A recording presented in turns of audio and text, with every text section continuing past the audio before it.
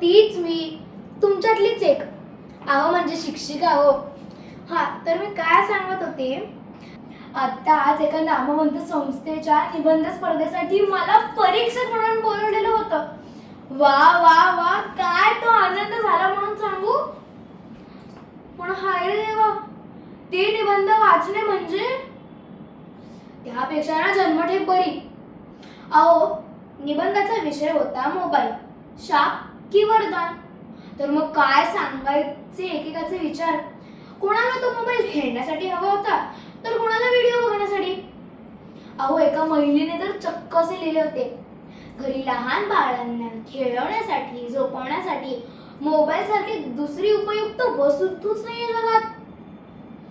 अहो, तुम्हाला आठवत आहे ना, आपण आपल्या मुलांशी कसं संवाद साधायचो ते, आणि त्यामुळे त्यांच्यात आणि आपल्यात कसा प्रेम जिव्हाळा निर्माण झाला.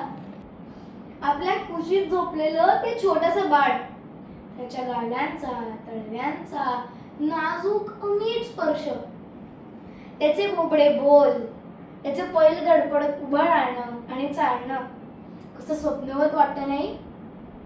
पण आत्ताच्या तरुण पिढीला हे सगळं सुख कसं समजणार. अहो, ही मुलं गातात काय, नाचतात काय सिनेमातल्या प्रमाणे. अहो, काय शिकवतो आपण या मुलांना या मोबाईल मधून. आणि वर कौतुक काय करतोय की बघा किती हुशार आहे आमचं बंटी, किती छान नाचते आमची चिंगी. अहो, काय म्हणावं यांना ज्ञान आणि माहिती यातला फरकच समजत नाही. अहो, गुगलवर शोधून मुलं 10 गोष्टी कशी फटाफट सांगतात. त्यांचंच हे पालक कौतुक करतात, त्यांना हुशार समजतात. अहो, आपल्या वेळेचं आठवत नाही का, आपण पाढे, भाराखड्या, स्तोत्र कसे फटाफट म्हणायचो ते. पण आता काय करणार. अहो, पालकांनाच कॅल्क्युलेटर लागतात.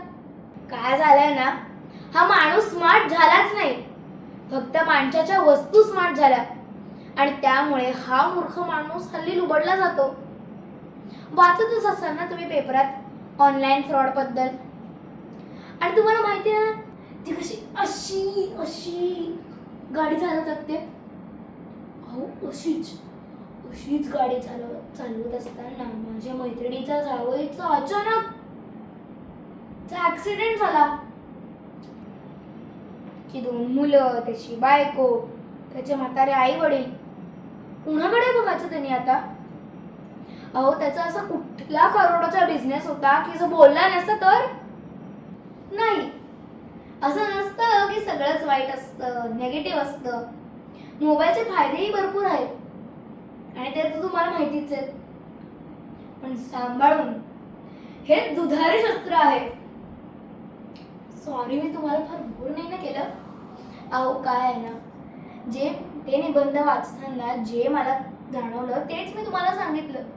आणि त्यामागे उद्देश हा आहे की आपण सगळे शिक्षक आहोत ना, म्हणून तर आपणच विडा उचलूयात आणि या पुढच्या पिढीला या